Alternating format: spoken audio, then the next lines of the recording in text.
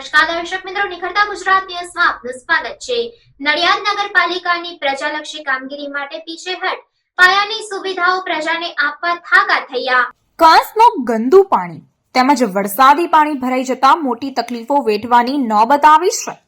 નગરપાલિકાના સત્તાધીશો આ અંગે કોઈ નિકાલ લાવતા નથી। શારદાબેન રતિલાલ, ક્યાં રહો છો તમે? સાલુન બજાર પોલીસ ચોકી। આજે પાણી ભરાઈ ગયું છે એ બાબતે આપ શું કહેશો? અઠવાડિયાથી ભરાય છે ને અહીં જિંદગી પાણી ભરાય છે, કોઈ કરવા આવતું જ નહીં। તમે નગરપાલિકાના સત્તાધીશોને કશું કહો છો ખરા? બહુ કહીએ નહીં હો બધા। હવે સરકારને શું કહેશો આ બાબતે? હે આ રોડ ખોદાવો અને એક ખરખો કરો, પાણીનો નિકાલ કરાવો એવું કે? હા, અને પાણીનો નિકાલ કરાવો।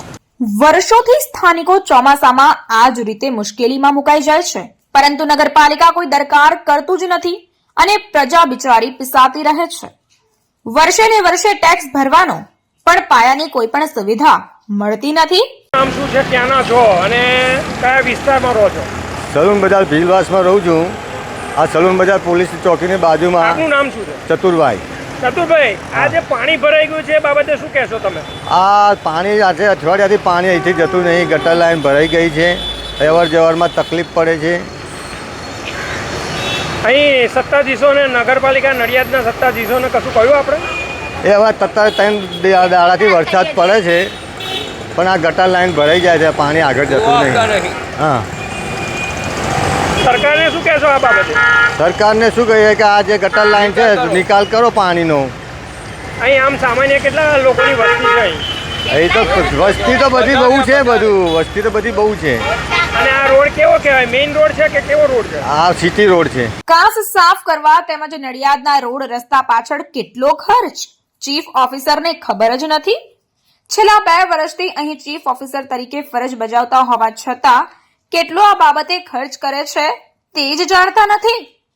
કાંસની સાફ સફાઈની કામગીરી ચોમાસા પહેલા શરૂ કરી દેવાઈ છે, જ્યારે તૂટી ગયેલ રોડ રસ્તાની કામગીરી આરએનબી વિભાગને સોંપાતા ટૂંક સમયમાં શરૂ કરી દેવાશે।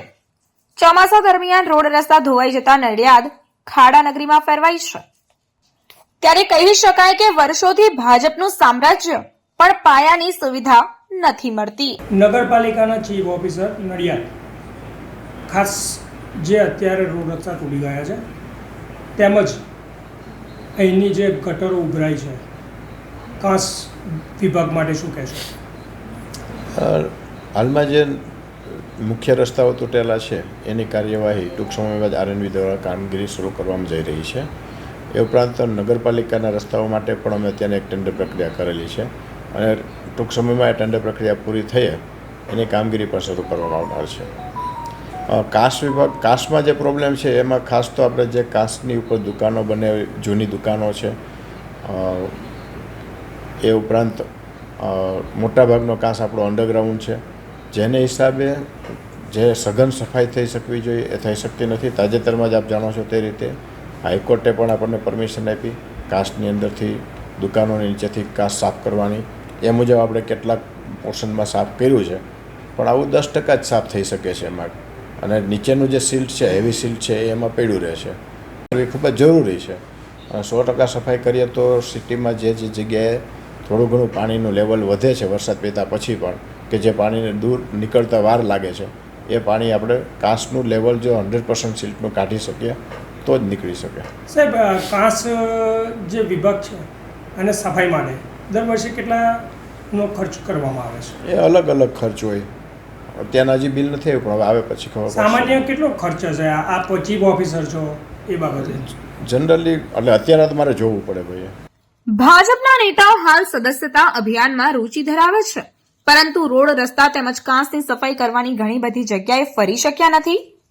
ચૂંટણી સમયે ભાજપને વોટ આપી ધારાસભ્ય કે નગરપાલિકાના ભાજપના મેમ્બર બનાવી ફરજ અદા કરવાવાળી પ્રજાને પડતી પાયાની મુશ્કેલીઓને નિવારવા માટે ભાજપ શાસિત નગરપાલિકાને સમય જ નથી। હાલ ચોમાસાના કારણે વાયરલ રોગોએ ભરડો લીધો છે, ત્યારે ગટરના ગંદા પાણી જાહેર માર્ગો પર ઉભરતા બીમાર થવાના ઘણા બધા કિસ્સાઓ બની રહ્યા છે। સરકાર આ પ્રજાને પડતી પાયાની તકલીફોને નિવારવા ધ્યાન આપે તેવું સ્થાનિકો અત્યારે ઈચ્છી રહ્યા છે। નડિયાદ નગરપાલિકાના ચીફ ઓફિસર છેલ્લા 2 વર્ષથી ફરજ બજાવતા હોવા છતાં દર વર્ષે ડ્રેનેજ, કાંસ તેમજ રોડ રસ્તા માટે આવતી ગ્રાન્ટની જ તેઓને તો ખબર નથી. ત્યારે નડિયાદ નગરપાલિકાનો વહીવટ રામ ભરોસે હોય તેમ લાગી રહ્યું છે. નડિયાદ શહેર પ્રમુખ તરીકે જે નડિયાદમાં અત્યારે વરસાદી પાણી ભરાઈ જાય છે તેમજ રોડ રસ્તા તૂટી જાય છે, શું કહેશો એ બાબતે? પ્રજાના જે અત્યારે કામ થતા નથી એ બાબતે શું કહેશો? નડિયાદ નગરપાલિકા એ ગુજરાતની સૌથી વધુમાં વધુ ભ્રષ્ટ નગરપાલિકા તરીકે ઓળખાય છે. નડિયાદ સાક્ષર નગરીની જગ્યાએ ખાડા નગરી તરીકે ઓળખાય છે. અને આ વખતે જે પાણી ભરાયું ને એ હું માનું છું કુદરતી હોનારતને કારણે નથી ભરાયું, માનવ સર્જિત ભૂલને કારણે ભરાયું છે. સતત 8 મહિનાથી હું કાંસની બાબતોએ પ્રશ્ન ઉઠાવતો રહ્યો છું કે કાંસ સાફ કરો, કાંસ સાફ કરો, પણ આ કાંસ સાફ નહીં કરવાના કારણે આ નડિયાદના નગરજનોને જે પણ નુકસાન થયું છે એનું જવાબદાર ફક્ત ને ફક્ત યોગ્ય સમયે સૂચના અને માર્ગદર્શન નહીં આપનાર નેતા અને નડિયાદ નગરપાલિકાનું ભ્રષ્ટ તંત્ર જ છે. આ બધાની જ પાછળ વારંવાર રજૂઆતો કરી છે, છતાં પણ આંખ આડા કાન કરવામાં આવે છે.